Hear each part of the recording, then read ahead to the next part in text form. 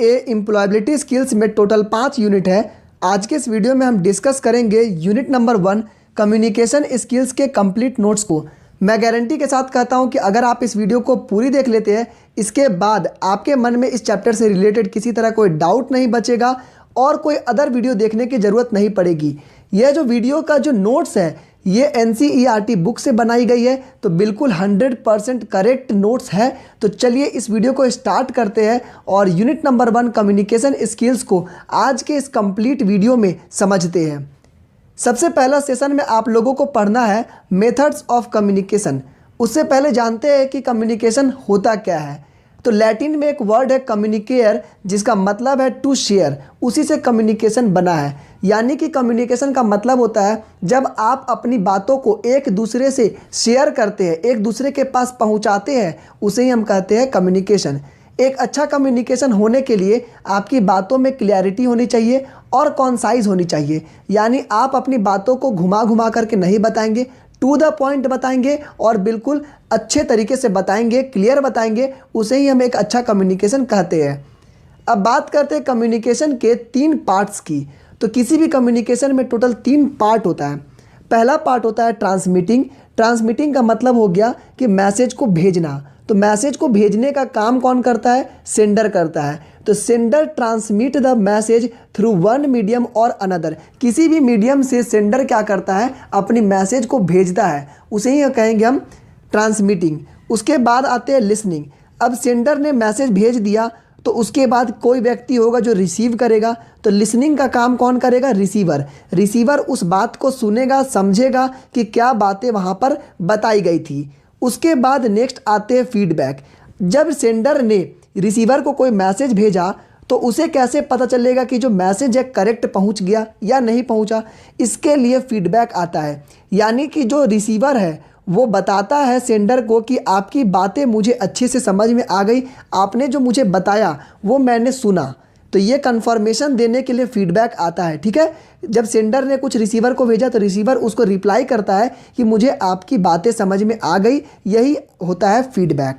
तो ये 3 पार्ट होता है कम्युनिकेशन के। नेक्स्ट आते हैं कम्युनिकेशन प्रोसेस में कौन कौन से एलिमेंट्स लगते हैं, कौन कौन सी टर्म्स आते हैं। तो सबसे पहला टर्म आता है किसी भी कम्युनिकेशन में सेंडर का। तो सेंडर वही व्यक्ति होता है जो सबसे पहले कम्युनिकेशन को स्टार्ट करता है और सबसे पहले अपनी बातों को भेजता है। दूसरा क्या होता है? मैसेज। तो मैसेज क्या है? वो इन्फॉर्मेशन जो सेंडर ने भेजना था, जो सेंडर भेजा चाहता था या फिर जो सेंडर ने भेजा, उसे हम कहेंगे मैसेज। तीसरा होता है चैनल। तो अब जो सेंडर है वो मैसेज को तो भेज रहा है, तो किस चैनल से भेज रहा है, किस मेथड से भेज रहा है। जैसे कि वो आपके मोबाइल पे भेज सकता है, वो आपके यूट्यूब से भेज सकता है, वो ईमेल से भेज सकता है, पत्र लिख के भेज सकता है। तो उसके पास अलग अलग चैनल है, अलग अलग मीडियम है, उससे वो मैसेज को भेज सकता है। नेक्स्ट है रिसीवर।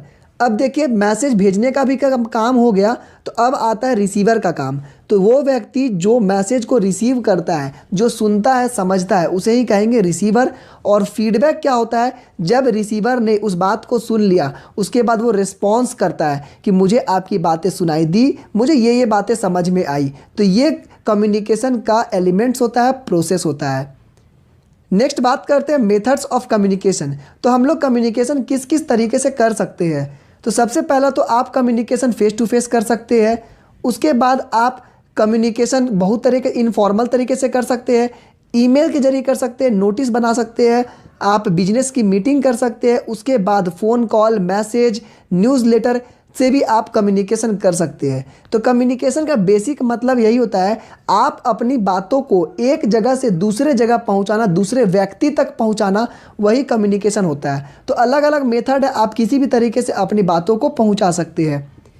नेक्स्ट बात करते हैं choosing the right method of communication depends on. अब आपके पास बहुत सारा मेथड है कि किस किस तरह से कम्युनिकेट कर सके। उसके लिए जब आपको बात आती है राइट मेथड की, तो आप किस तरह से चुन सकते हैं। तो उसके लिए आपको 2-3 बातों का ध्यान रखना है। जैसे टारगेट ऑडियंस। आज मुझे ये IT कोड 402 पढ़ाना है, तो मैं YouTube का सहारा इसलिए लिया क्योंकि मेरे पास ऑडियंस ज़्यादा है, मैं एक समय में बहुत सारे बच्चों को पढ़ा सकता हूँ।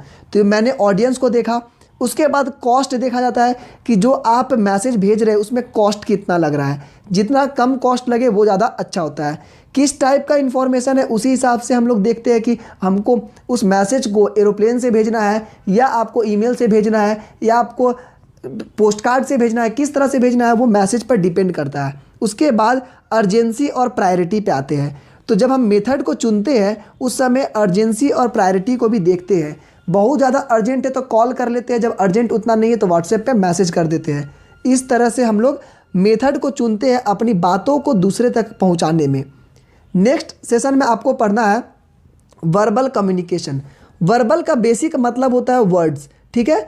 ऐसा कम्युनिकेशन जिसमें आपका वर्ड्स का यूज़ होता है, चाहे वो आप बोलने में हो चाहे वो लिखने में हो। दोनों मेथड में जब आप वर्ड्स का यूज़ कर रहे हैं तो वो वर्बल कम्युनिकेशन होगा। बहुत सारे बच्चों को कन्फ्यूज़न होता है कि वर्बल का मतलब बोलना, नहीं, वर्बल का मतलब बोलना नहीं होता। वर्बल का मतलब होता है ऐसा कम्युनिकेशन जिसमें वर्ड्स का यूज़ हो रहा है, चाहे आप लिख करके चाहे आप बोल करके कर रहे हैं, तो ये आपका ऐसा कम्युनिकेशन जिसमें वर्ड्स का यूज़ हो रहा है। उसी में आपको टाइप्स पढ़ने की किस किस तरह से आप वर्बल कम्युनिकेशन कर सकते हैं। तो सबसे पहला तो होता है इंटरपर्सनल कम्युनिकेशन।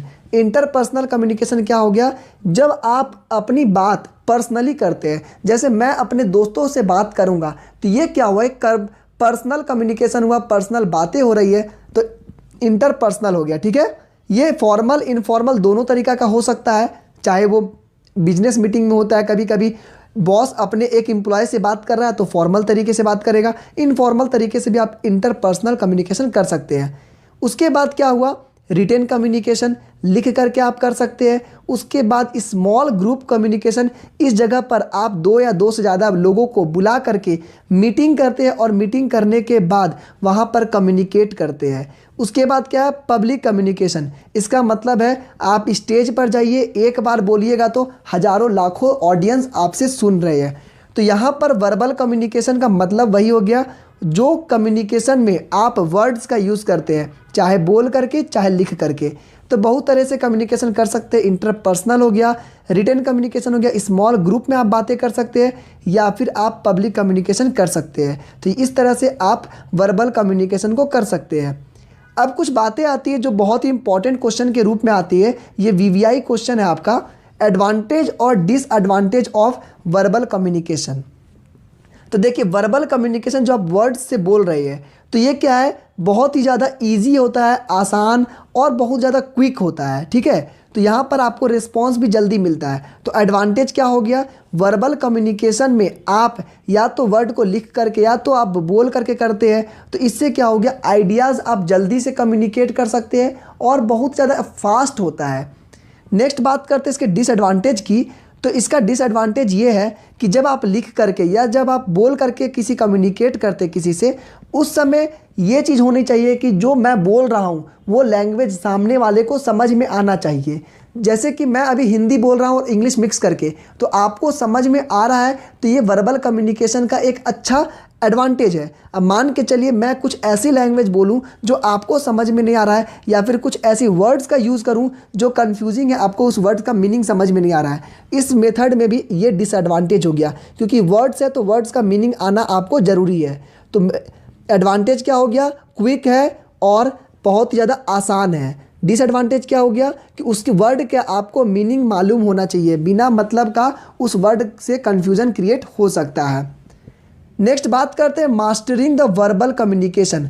आप अपने वर्बल कम्युनिकेशन को किस तरह से सुधार सकते हैं, उसमें मास्टर कैसे बन सकते हैं।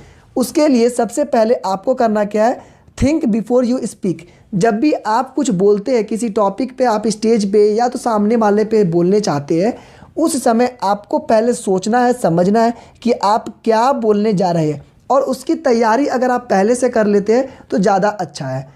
नेक्स्ट है अंडरस्टैंड द टॉपिक।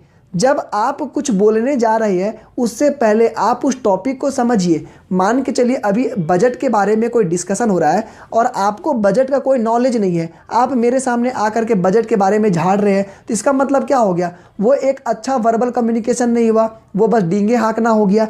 तो इसका मतलब हो गया कि आपके लिए उस टॉपिक को समझना ज़रूरी है। तो सबसे पहले आप उस टॉपिक को समझिए। बहुत तरीके से कर सकते हैं, आप उस टॉपिक को नोट डाउन कर सकते हैं, उसको अलग तरीके से लिख करके समझ सकते हैं कि ये टॉपिक है, उसके बारे में पहले रिसर्च कर लीजिए। उसके बाद क्या है कि आपको उस टॉपिक को कॉन्साइज और क्लियर बोलना है, छोटी बातों में बड़ा धमाका करना है, अच्छे से बोलना है, बहुत ही क्लियर, लाउड और मॉडरेट स्पीड में बोलना है, ना ज़्यादा स्पीड, ना ज़्यादा लाउड, ना ज़्यादा क्लियर, बहुत ही अच्छे से। उसके बाद क्या है कि टू द पॉइंट बोलना है। Do not repeat the same sentence, एक ही सेंटेंस को बार बार मत रिपीट करिए। कॉन्फिडेंस होनी चाहिए आपकी बॉडी लैंग्वेज में, आपके अंदर खुद में कॉन्फिडेंट होना चाहिए कि आप जो बात बोल रहे हैं सामने वाला सुने। उसके बाद क्या है, आई कांटेक्ट को मेंटेन रखिए और बी फ्रेंडली। कुछ ज़्यादा ही ओवर स्मार्ट बनने की ज़रूरत नहीं है, आपको फ्रेंडली बनना है, बिल्कुल एकदम दोस्त यार की तरह। जैसे मैं कोशिश करता हूं कि जब आप लोगों को समझाऊं तो बिल्कुल फ्रेंड की तरह समझाऊं, ताकि आपको समझ में आ जाए जल्दी से। तो ये आपका कुछ कम्युनिकेशन, वर्बल कम्युनिकेशन को स्ट्रॉन्ग करने के लिए, अच्छा करने के लिए कुछ टिप्स दिया गया है। नेक्स्ट है नॉन वर्बल कम्युनिकेशन। तो नॉन वर्बल क्या हो गया, एक ऐसा कम्युनिकेशन जिसमें वर्ड्स का जो यूज़ है वो नहीं होता है, इसमें वर्ड्स होता ही नहीं है। अब आप पूछेंगे ऐसा कौन सा कम्युनिकेशन है जिसमें वर्ड्स ही नहीं होता है, तो बिल्कुल ऐसा भी कम्युनिकेशन होता है जिसमें वर्ड्स नहीं होता है। तो यहाँ पे भी लिखा गया है विदाउट यूजिंग एनी स्पोकन और रिटन वर्ड्स, बिना उसको यूज़ किए भी आप कम्युनिकेट कर सकते हैं। तो यहाँ पे देखिए कुछ इंपॉर्टेंस दिया गया है। जो नॉन वर्बल कम्युनिकेशन है वो डे टू डे कम्युनिकेशन में 55% कंट्रीब्यूट करता है। हम लोग गौर करेंगे कि 55% ऐसा होता है जो हम लोग नॉन वर्बल कम्युनिकेशन करते हैं बिना वर्ड्स के। आगे मैं आपको और भी अच्छे से समझाऊंगा कि बिना वर्ड्स के कम्युनिकेशन आप 55% करते हैं। 38% जो कम्युनिकेशन होता है वो वॉइस टोन पाउजेस से होता है, और ओनली 7% ऐसा कम्युनिकेशन होता है जो आपका वर्ड से होता है। बस 7% ही आपका वर्बल कम्युनिकेशन में आता है। अब आते हैं कि जो नॉन वर्बल कम्युनिकेशन है, जो मैं बात बता रहा हूँ कि बिना वर्ड्स के कम्युनिकेशन किस किस तरह से कर सकते हैं। तो बिना वर्ड्स के कम्युनिकेशन करने के लिए आप फेशियल एक्सप्रेशन को दिखा सकते हैं। आप अपने फेस के एक्सप्रेशन से कुछ दोस्तों को समझाते हैं, नैन मटक्के होते हैं, वो भी आपके फेशियल एक्सप्रेशन से हो गया। पोस्चर से आप अपने हाथों के इशारे से, आप अपने बॉडी लैंग्वेज से किसी आदमी को कुछ बता सकते हैं। गेस्चर ऑफ बॉडी लैंग्वेज, हाथों के इशारे, जो बॉडी के इशारे से आप बहुत कुछ बता सकते हैं दूसरे को। टच से बता सकते हैं। उसके बाद है स्पेस, यानी कि देखिए जब आप किसी से बात नहीं करना चाहते हैं उस समय आप क्या करिएगा, उस व्यक्ति से आप दूरी बना लेते हैं। तो स्पेस जब क्रिएट करते हैं तो क्या हो गया, उसे लग जाता है कि आपको बात करने की इच्छा नहीं है। तो ये भी क्या हो गया, आप अपनी एक तरह से कम्युनिकेट किए वहाँ पे। आई कांटेक्ट हो गया। उसके बाद पैरा लैंग्वेज, इसका मतलब क्या हो गया, आपका टोन, आपका स्पीड और आपका वॉल्यूम ऑफ वॉइस, ये आपका नॉन वर्बल कम्युनिकेशन में आ रहा है। क्योंकि टोन, स्पीड और वॉल्यूम में आपका वर्ड्स का तो कोई काम है नहीं। यहाँ पर आपका देखा जाता है कि किस टोन में, किस स्पीड में, किस वॉल्यूम में बोल रहे हैं। तो नॉन वर्बल कम्युनिकेशन जिसमें आपका वर्ड का यूज़ नहीं होता है, बहुत तरह के से कर सकते हैं। ये कुछ एग्जाम्पल मैंने आपको बता दिया। यहाँ पे कुछ एग्जाम्पल आपको देखना है। विजुअल कम्युनिकेशन, विजुअल कम्युनिकेशन क्या होता है, एक ऐसा कम्युनिकेशन जिसमें आप देख करके कम्युनिकेट करते हैं। ठीक है, बिना बोले, बिना वर्ड्स का यूज़ किए, देख करके। जैसे कुछ साइंस होते हैं, आप रोड पे जाइएगा, नो पार्किंग जोन आपको मिल जाएगा, नो एंट्री का जोन मिल जाएगा, नो मोबाइल का जोन मिलेगा। इस तरह के कुछ कुछ आपको साइंस मिलेगा। उसमें आपको ना तो कुछ पढ़ने की ज़रूरत है, ना कुछ आपको वर्ड्स यूज़ करने की। यहाँ पर आप बस फोटो देख करके समझ सकते हैं। तो यही आपका होता है विजुअल कम्युनिकेशन। नेक्स्ट बात करते हैं सेशन 4 में, communication cycle and importance of feedback. तो अभी आपको बताए थे फीडबैक क्या होता है। जब रिसीवर कोई मैसेज को लेता है तो वो वापस रिप्लाई करता है कि मुझे क्या क्या बातें समझ में आई या फिर क्या गड़बड़ है। अब इसी के बारे में बात करना, डिस्कशन करना है बहुत ही ज़्यादा डीपली कि फीडबैक क्या होता है। तो देखिए किसी भी कम्युनिकेशन के लिए फीडबैक का होना बहुत ज़रूरी है।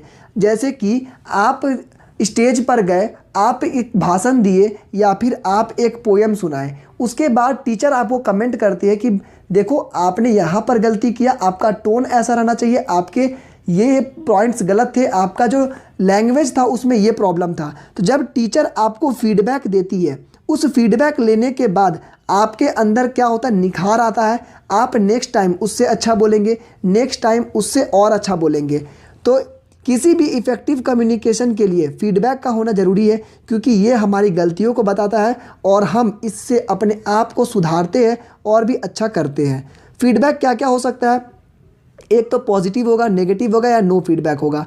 आप कोई बात बताते हैं तो उसके बाद बहुत सारे दोस्त होते हैं जो अधिकतर दोस्त निगेटिव फीडबैक में चले जाते हैं कि देख तेरा ये गलती है, देख तेरा वो गलती है। जो अच्छी बात है वो तो बताते ही नहीं है। तो यहाँ पर फीडबैक के लिए आपको अच्छी बातें बता सकते हैं, कोई नेगेटिव बता सकते हैं, या फिर कोई होते हैं टाल मटोलने वाले, यानी कुछ बताएंगे ही नहीं, बोलेगा अच्छा ठीक ठाक है, ठीक है, उसके बारे में सोचेंगे, उस टाइप वाला। तो फीडबैक हो गया आपको, तो फीडबैक लेना ज़रूरी होता है। इसीलिए कोई कस्टमर केयर जब आपको कॉल करता है तो आपको बताता है कि आप हमें स्टार रेटिंग दीजिए। मैं भी आप लोगों को कहता हूं कि अगर आपको हमारा ऐप पसंद आया है तो प्लीज़ 5 स्टार रेटिंग दीजिएगा। इससे मुझे फीडबैक मिलता है कि क्या प्रॉब्लम है, क्या कुछ और सुधार करना है। तो अगर पसंद आएगा तो 5 स्टार ज़रूर बताइएगा, और कम्युनिकेशन में और कुछ प्रॉब्लम होगा तो आप नीचे कमेंट में भी हम मुझे फीडबैक बता दीजिएगा।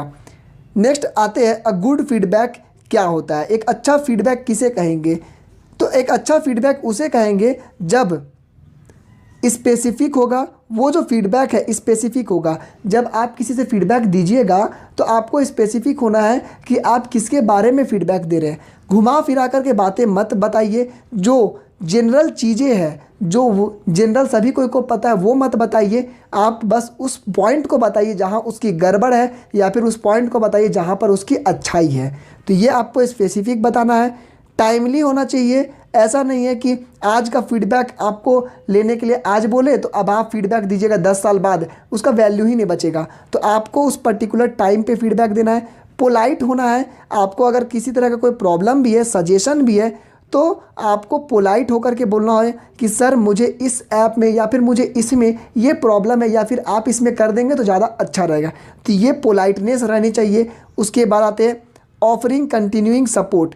उसके बाद फीडबैक जब आप देते हैं तो कंटिन्यूस प्रोसेस होता है। ये एक बार आप फीडबैक दिए, वहाँ से दोबारा सुधार हुआ, फिर आपको लगा कुछ और प्रॉब्लम है, फिर फीडबैक दिए, फिर वहाँ से सुधार हुआ। तो ये एक प्रोसेस कंटिन्यू चलता है। इससे क्या होता है? सुधार सुधार सुधार, और आगे चल कर के बहुत ज़्यादा अच्छा हो जाएगा।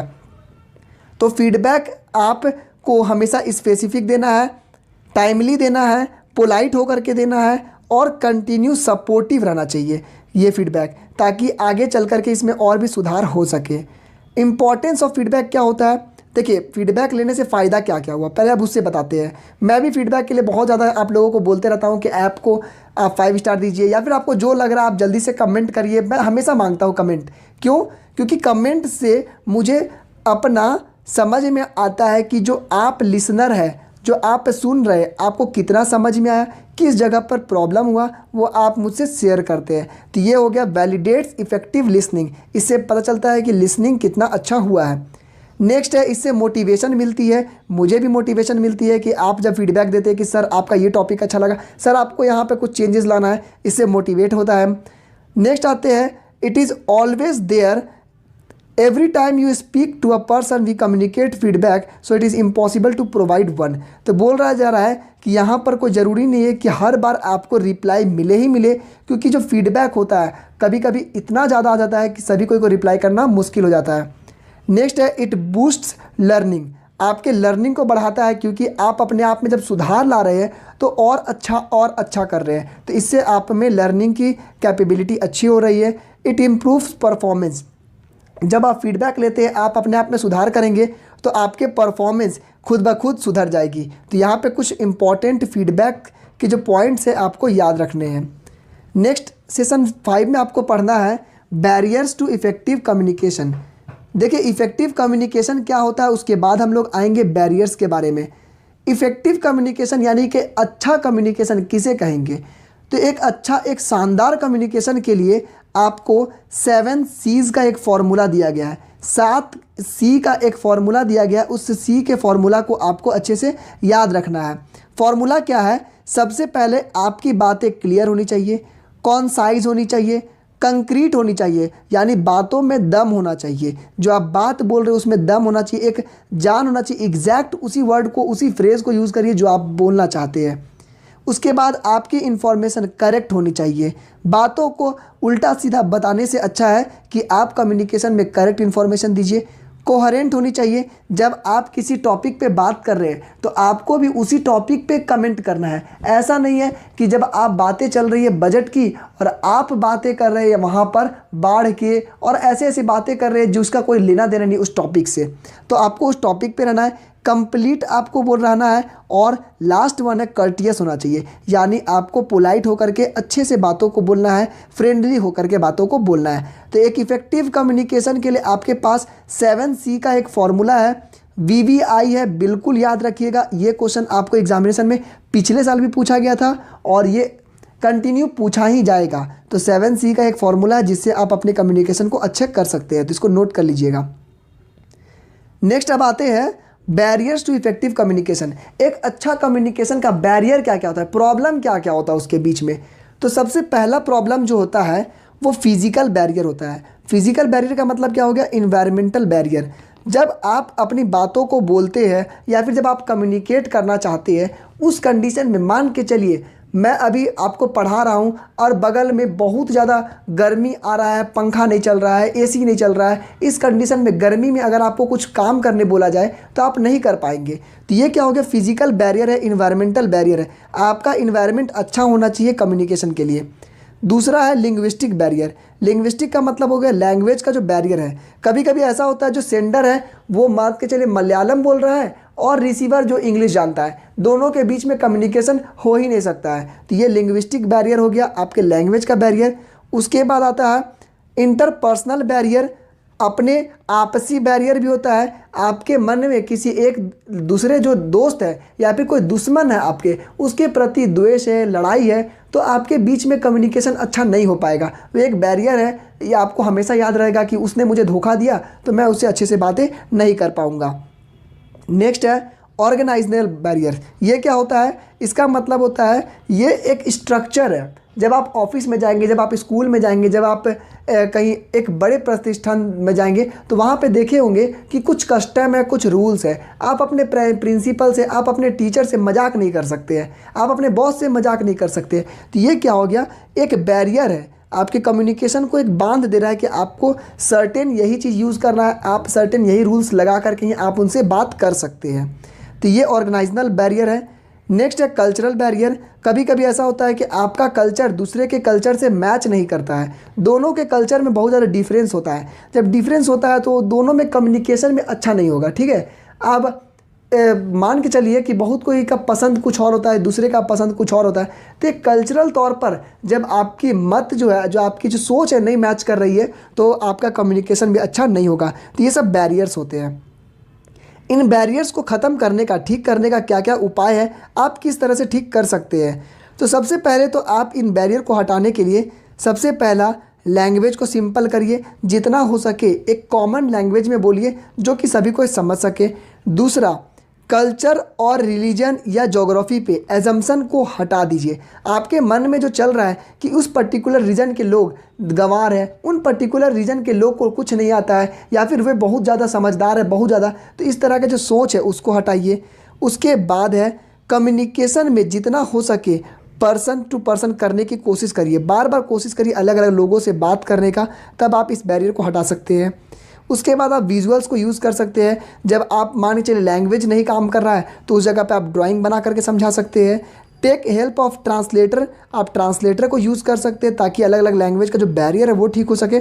और उसके बाद सबसे लास्ट पॉइंट है, आपको रिस्पेक्टफुल होना है अदर ओपिनियन के।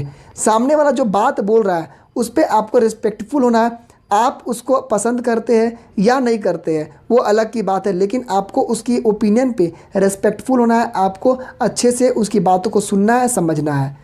सेशन 6 में आपको पढ़ना है राइटिंग स्किल्स। देखिए इस चैप्टर में जो सेशन 6 और 7 है बेसिकली ये इंग्लिश का चैप्टर है और यहाँ पर जो बहुत जो सिंपल टॉपिक्स पढ़ने हैं जो कि आप शुरू से पढ़ते हुए आ रहे हैं, इसीलिए मैं आपको यहाँ पर बहुत ही सिंपल शब्दों में जो आपको एग्जामिनेशन पॉइंट ऑफ व्यू से इम्पॉर्टेंट है वही बातें बताऊँगा। तो सेशन 6 में आपको राइटिंग स्किल्स पढ़ना है, पार्ट्स ऑफ स्पीच। तो पार्ट्स ऑफ स्पीच क्या होता है, पार्ट्स ऑफ स्पीच का मतलब होता है कि जो आप बातें बोलते हैं, जो आप सेंटेंस यूज़ करते हैं, उस सेंटेंस में अलग अलग वर्ड्स है। जैसे इस सेंटेंस में आप देखेंगे राइटिंग एक अलग वर्ड है, स्किल अलग वर्ड है, आर अलग है, पार्ट अलग है, ऑफ, वर्बल, कम्युनिकेशन, सब अलग अलग वर्ड्स हैं। तो उनका अपना अपना क्राइटेरिया होता है, अपना अपना कैरेक्टर होता है कि वे किस पार्ट में आते हैं। तो स्पीच के टोटल 8 पार्ट्स है, उसको आगे भी हम लोग डिस्कस करेंगे। उसके बाद आपको ध्यान रखना है कि जब आप कुछ बातें लिखते हैं तो कैपिटल का जो रूल है, कैपिटल का रूल को आपको ध्यान रखना है कि कौन से वर्ड कैपिटल होंगे, नहीं होंगे। ये सब बातें आप लोगों को पहले से पता है कि स्टार्टिंग के लेटर कैपिटल होते हैं, किसी का नाम कैपिटल होता है, तो इन बातों को ध्यान रखना है। पंचुएशन पे ध्यान देना है, full stop, comma, question mark, exclamation mark कहाँ पे लगेगा।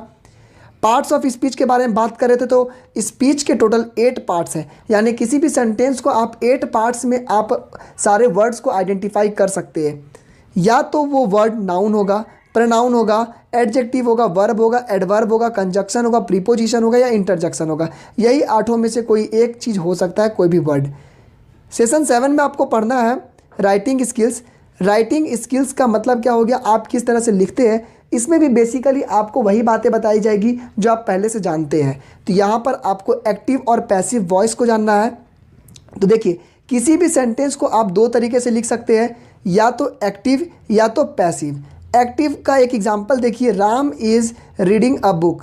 उसी चीज़ को पैसिव में कैसे लिखेंगे, a book is being read by Ram. तो सेम वर्ड है, सेम मतलब कि सेंटेंस है, सेम उसका मतलब है, लेकिन यहाँ पर जो आपका सब्जेक्ट वो राम है और यहाँ पे सब्जेक्ट हो जाएगा वर्ब। यानी कि आप समझ सकते हैं इसी वर्ड ये आपका इस डायरेक्शन में गया, तो अगर आप पैसिव वॉइस में लिखेंगे तो इसको उल्टे ऑपोजिट डायरेक्शन में लिखेंगे। ये एक अलग वास्ट टॉपिक है, इसको कभी बाद में डिस्कस किया जाएगा जब आप बड़े क्लास में जाएंगे तो बस इतना समझ लीजिए।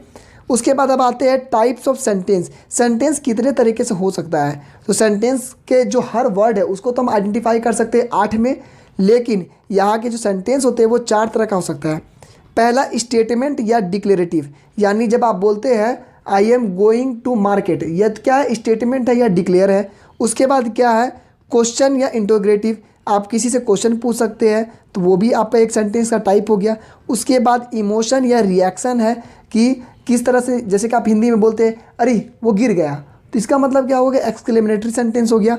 और लास्ट हो गया ऑर्डर और इंपरेटिव सेंटेंस। जब आप किसी को ऑर्डर देते हैं कि go back to your seat, ये आपका एक ऑर्डर हो गया, तो ये भी आपका सेंटेंस का फॉर्म हो गया। तो ये 4 तरह के सेंटेंस होते हैं, ये आपको बस थोड़े से आइडिया ले लेने चाहिए।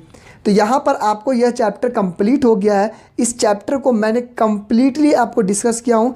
अब आपको यूनिट नंबर 1 से किसी तरह का कोई डाउट नहीं होगा, सारा चैप्टर कंप्लीट हो चुका है। यहाँ पर आपको इससे रिलेटेड किसी तरह का कुछ और नहीं पढ़ना पड़ेगा। नेक्स्ट वीडियो सीरीज़ में मैं आप लोगों को इंपॉर्टेंट क्वेश्चन आंसर MCQ लेकर के आऊँगा। तब तक के लिए आप हमारे ऐप को डाउनलोड कर लीजिए।